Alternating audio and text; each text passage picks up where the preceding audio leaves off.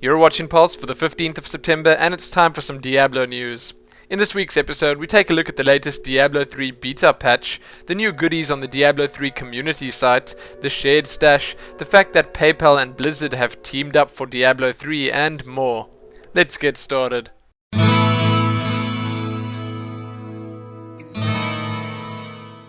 So in our first piece of Diablo news, we've got the Diablo 3 beta patch 3.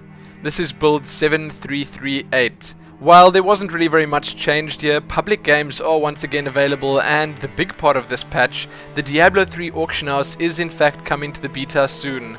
Blizzard are looking to test the following features during the beta launch of this system: gold-based equipment exchange, bid, auto-bid and buyout functionality, slot-based search filters, toast notifications to track auction progress, and lastly, my favorite, the ability to put items up for auction directly from the shared stash.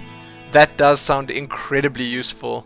I'm indeed quite keen to see the auction house go live. This does tie in quite nicely with the fact that Blizzard linked up with PayPal recently, but we'll have a look at that in a few minutes. You can, however, find those full patch notes below if you want to have a look at them yourself. Next up, we're going to have a talk about the Diablo 3 community site Leveling Up.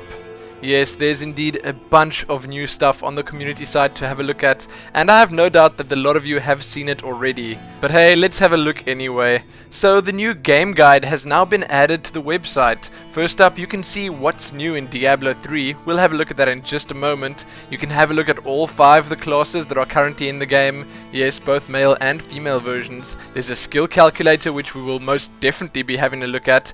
And then there's just a lot of room for things to come.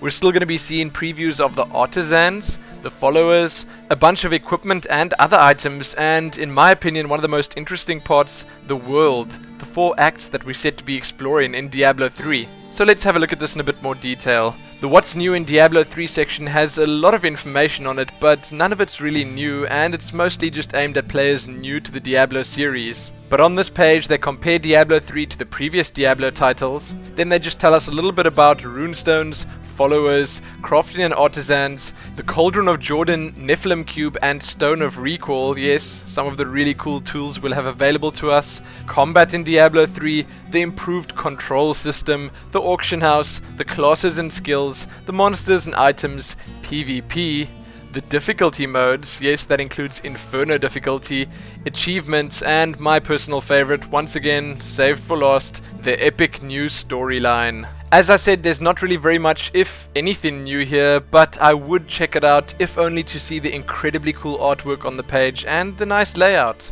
Blizzard do know oh so well how to make good first impressions. That much is painfully obvious here. So now moving along, let's have a look at the class pages. Each class does have its very own page, and this page tells you pretty much everything about said class. They give you an overview of the class, they show you its active and passive skills. You can have a look how it looks as both male and female. Then they just give you the key features, so that'll pretty much just tell you how you're going to be playing the class, the background of your class, the unique equipment that your class has available to it, some armor progression, and the resource that you're going to be using. This, coupled with the skill calculator, which we're going to have a look at in just a second, would pretty much be all you'd need. So if you're at all a Diablo fan, I suggest you check out every single class and all the little details on every single page. It's well worth it. Now, time to look at the skill calculator. I will tell you right off the bat that I haven't spent as much time with this as I would have liked to, but I do know the gist of it, and it is really, really cool. So, first up, you can choose the class you want.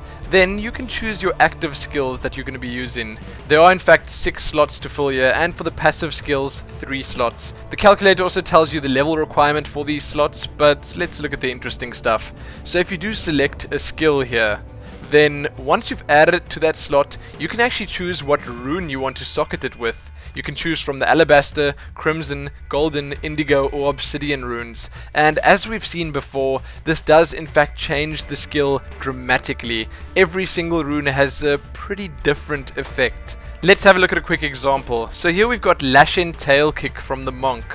This is just a basic skill that unleashes a deadly roundhouse kick, knocking enemies back and dealing 130% weapon damage. This is also a spirit spender, but that's not something we're going to have a look at right now. So if you socket the skill with, say, an Alabaster rune, then it becomes Scorpion Sting, and instead of knocking enemies back, affected enemies are stunned for 3 seconds. Then you could socket it with a Crimson rune, it becomes Vulture Claw Kick. With a Torrent of Fire, strike all nearby enemies for 312% weapon damage as fire damage, and knock them back. And, well, the Golden rune makes it the Sweeping Armada Kick, the Indigo rune makes it a Spinning Flame Kick, and the Obsidian rune makes it the Hand of Yatar. So you can see that there's a lot of options here. If you take this and couple it with the 20 to 26 skills that each character has available to them, then you've got pretty much infinite possibilities right there. Then, as I mentioned before, you can also add those passive skills at the bottom of this calculator, and once you've done all of this, selected all those runes, you can even share your build with your friends. Yes, you can send them a link and it'll share the exact build with them that you created. Very, very neat. I haven't decided which class I'm going to be playing yet, but all of these are looking incredibly tantalizing.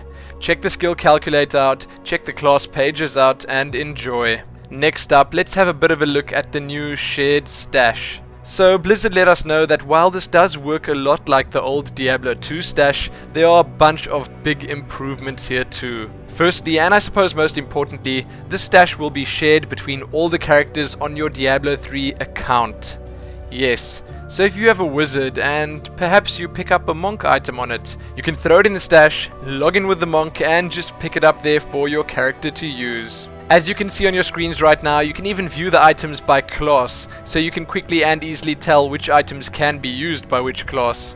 So a lot of people were also wondering, can you still throw gold in your stash? The answer is no, because gold works a little bit differently.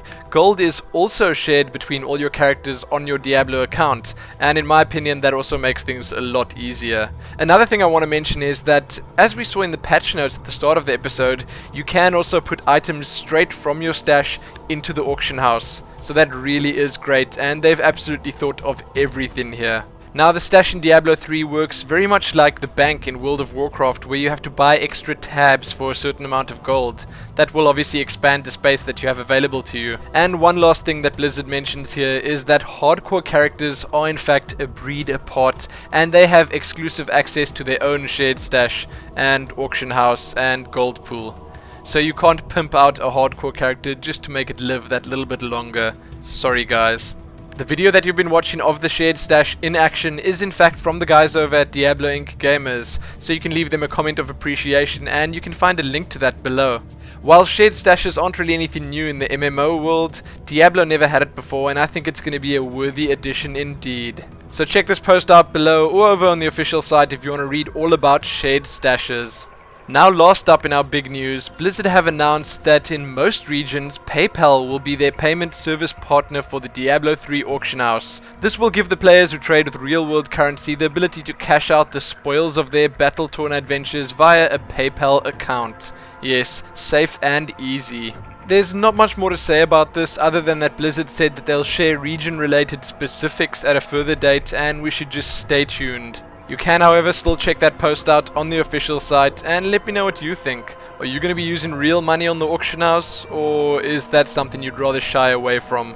In a few quick extras, you can read how latency is apparently no longer an issue in Diablo 3, and yes, I myself down here in South Africa am very, very happy about that.